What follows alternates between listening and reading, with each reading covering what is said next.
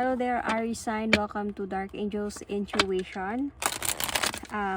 This is a reading for the year 2024, January. Okay, so ano yung mga pwedeng mangyari sa January 2024 sa love life ninyo, Aries sign? Sun, Moon, Rising, Venus sign. Okay, so check your placement, guys. Hindi lahat ng Aries sign makaresonate sa reading na to. So, if hindi kayo naka-resonate, Aries, check your placement. And kahit naka-resonate kayo dito, still do watch your other placement signs kasi pwedeng doon kayo maka-resonate. Pwedeng makontinue din doon yung reading ninyo. So, however, maka-resonate pa din kayo. So, Aries sign, let's see. Ano yung mga pwedeng mangyari sa January 2024. Okay. Love reading for Aries sign. Sun, Moon, Rising, Venus. One card drop. Two of Swords. Confusion. Aries sign. You are blindly fighting here. Okay, so this year 2024 January, I can see that merong magkakaroon ng imbalance sa love life ninyo, which is this will going to give you parang sabihin natin na thoughts na ano yung pipiliin ko, ano yung desisyon na gagawin ko, parang ganon. Magkakaroon ng imbalance sa love life ninyo. Pwedeng you are blindly fighting with two person. Hindi mo alam kung sino yung pinaglalaban mo. Hindi mo alam kung sino yung paglalaban mo. Feeling ko you are waiting. You are waiting for a sign. Waiting for the enlightenment. Waiting for the clarity. I can see that merong betrayals sa mangyayari talaga dito. Okay? So, Aries sign. Cross watchers, pwedeng kayo to at hindi sila Aries sign. So, Aries, I can see here that merong third party na involved sa situation ninyong dalawa. Might be some of you is someone from the past.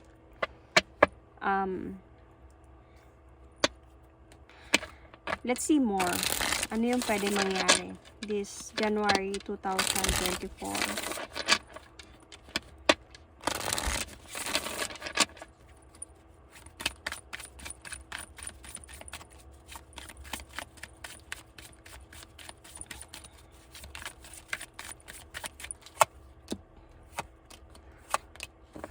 So, Aries sign, may mga bagay talagang feeling ko from your person side might be na tinatago sa'yo, might be something na big thing ito. Malaking secret ito na hindi mo kailangan malaman. Okay, parang ayaw niyang ipaalam sa'yo or really big secret to. Might be betrayals is a part of this. And clarity, might be magkakaroon to ng clarity this year 2024 January, and this will going to make to give you a parang decision na to walk away emotionally from this relationship, and magbibigay din to sa'yo ng anxiety as well as pain. Makakaramdam ka dito ng hindi ka makakatulog sa gabi sa kakaisip sa mga mangyayari or sa mga nangyayari. Cheating, might be there is a cheating involved dito. This year 2024 magkakaroon to ng clarity sa'yo. Siguro naghihintay ka sa taong ito kung kailan niya tuparin yung mga pangako mo, or hinihintay mo itong tao na to kung kailan kayo maging maayos, kung kailan talaga siya mag-focus sa'yo, mag-focus sa pagmamahal mo, kung kailan niya mapansin yung pagmamahal mo sa kanya is like unconditionally, something like that. and napapagod ka na din na feeling mo ginagawa mo ang lahat towards a new beginning, but then parang wala kang nakukuha dito. And this year 2024 January, I can see that you are going to feel parang strong, or makakapag-isip ka dito na I just really want to focus on myself this time, kasi parang nilaan ko lahat yung pagmamahal ko sa taong ito and hindi ako naging masaya. Gusto ko na din ng freedom this time. Gusto ko nang maging masaya. Napagod na ako sa kakahintay. Lalo na pag magkaroon na to ng clarity, sobrang masasaktan ka and you are willing to walk away emotionally from this, kasi parang para sa'yo, andun sa point na kaya pala ganito yung mga nangyayari sa atin dahil may betrayals pala nangyayari. So, because your person andun sa point na he's just waiting for the right time, waiting for a sign kung kailan niya to sasabihin sa'yo. And pero hirap na hirap siya. He is confused, or she is confused sa mga bagay-bagay. Paano niya to sabihin, nagiging unfair na siya, anong gagawin niya, thinking of a decision on what to do. And because of this, siguro suddenly nagkaroon ng clarity dito.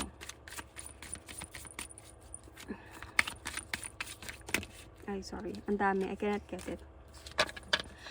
So let's see.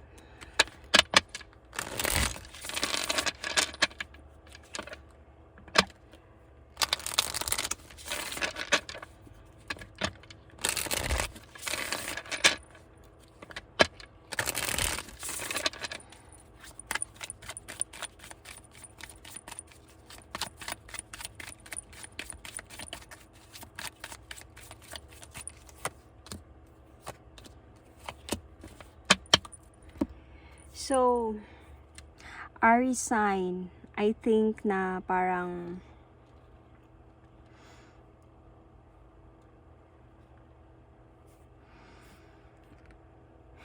okay. Ito, parang andun sa point na darating ka sa point na hindi mo alam kung papatungo ka na ba towards healing, towards moving on, or to stay dito sa taong ito. Kasi may clarity na, 'di ba? So darating yung araw this January na magkakaroon sa'yo ng feeling of you just really wanted to cut off this situation, to heal from this pain. Pero somehow, dahil nga minahal mo siya talaga ng totoo, or hindi mo alam ngayon kung tutuloy mo ba talaga tong moving on process, healing na to, or to stay. And you are still andun ka sa point na alam mo na yung katotohanan. Hindi ka na inosente. You did gather information, might be. The problem here is andun sa part na might be merong kailangan na decision na gagawin from you. Pero feeling ko, after this, magkakaroon pa din sa'yo ng desisyon na to heal from this situation. Masakit lang to para sa'yo. Putulin yung sitwasyon na to, kasi mahirap sa'yo para makapag-move on, na i-accept yung fact na niloko ka niya. Na nagkaroon ng third party sa relationship ninyo or sa pagsasama ninyo. Mahirap siya. Kaya nga nandun sa point na patatawarin ko ba siya, mag-continue ba ako dito, or aalis na ako ng tuluyan. So, dahil nga alam mo na hindi ka na inosente. I can see Pisces sign here, Cancer sign, Libra, Gemini, Aquarius. Might be malakas to sa placement ninyo, or you might be dealing with these signs. Leo sign is also here. Is more on Pisces and Cancer yung nakita ko talaga dito. Sun, Moon, Rising, Venus. But let's see kung ano yung pwedeng mangyari. Ano yung pwedeng maging positive outcome ng reading na to. or para sa'yo. Kasi nakikita ko parang you will still going to move forward towards healing. Moving on. Of course, Aries ka. If this is you, if this is not the kung hindi to yung cross watchers, if this is an Aries sign, of course, Aries, hindi talaga nila papayag to ng ganito. Pero depende kung Pisces and Cancer yung moon sign mo, mahirap to. Kasi daladala mo yung emotion mo. As the Cancer and Pisces water signs. Anyway, Pisces, Aries sign, nakikita ko yung separation sa inyong dalawa for the outcome of this. Kasi medyo magulo to magugulo talaga to sa isipan mo, mag-overthink ka talaga about this. Parang mawawala na yung tiwala mo. Magdadala to ng stress talaga sa'yo, end up into separation talaga. So, you will going to heal from this. You know, darating yung araw, you will going to choose healing. And darating yung araw pag ma-healed ka na, meron darating na bago para sa'yo. Okay? Merong darating na bago, which is someone who is matured enough to love you, to offer you love talaga, to see your worth even, to do some effort. Kung alam mo yung hindi mo nakita sa kanya, makikita mo sa taong ito. So one day merong darating na mas karapat dapat para sa'yo. One day pag you will going to decide na bitawan na talaga to at maghilom sa pain na naramdaman mo, or mag-move on from this relationship. Pero feeling ko this January andun pa talaga sa point na gugulo to sa isipan mo kasi nga sobra mo siyang minahal. So feeling ko through your reading, andun ka sa point na this January might be first weeks or something na start ng January is hindi ka nagiging masaya sa relationship niyo. Might be this time, could be hindi ka nagiging masaya, feeling mo unfair, feeling mo imbalance, feeling mo may something sa relationship niyo na hindi tama, you know, confused ka because merong sikreto na malaki.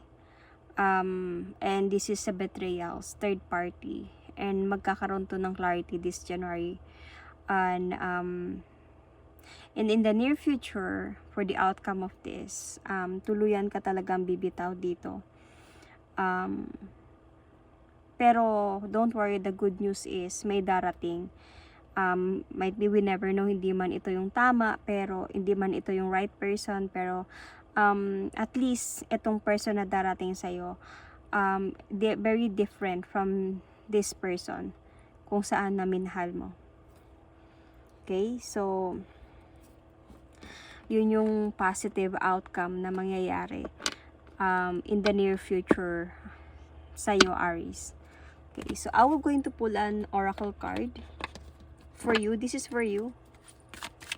This is a love message.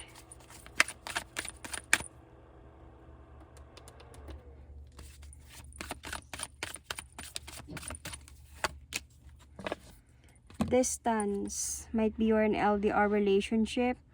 The separation you are experiencing is necessary to help the relationship grow. So might be for me to explain, you are might be in a LDR situation, pero being in a distance sa isa't isa, kung magkakaroon man kayo ng separation dito, is really like parang hard, ang hirap sabihin natin na ayusin, ang hirap sabihin man, kung sinabi man ng oracle card nito is necessary to help the relationship grow, it's really still hard kasi you are LDR. Hindi nyo nakikita yung isa't isa, hindi nyo alam kung ano nangyayari sa isa't isa, 'di ba? Hindi mo alam kung anong nangyayari sa kanya, kung totoo ba yung mga sinasabi niya. You only hear and this person's voice or what, or seeing him or her in video call, pero not all the time, not 24/7, hindi kayo magkatabi matulog, or sabihin natin just siguro with this overthinking na mangyari dito, kayo talaga masira. And baka naging testo sa inyo to see kung mag-grow pa talaga yung relationship ninyong dalawa. And might be na failed talaga kayo. And because of this, okay, because of this, dumating si new person na willing to fight for you. Yun. Yeah, with this distance sa oracle card na to, this was the test from the universe sa inyo. Okay? Para sa relationship ninyo. Kaya lang nga, na-failed lang talaga siya. With this 3 of Swords. Naghiwalay kayo. Like, hindi ninyo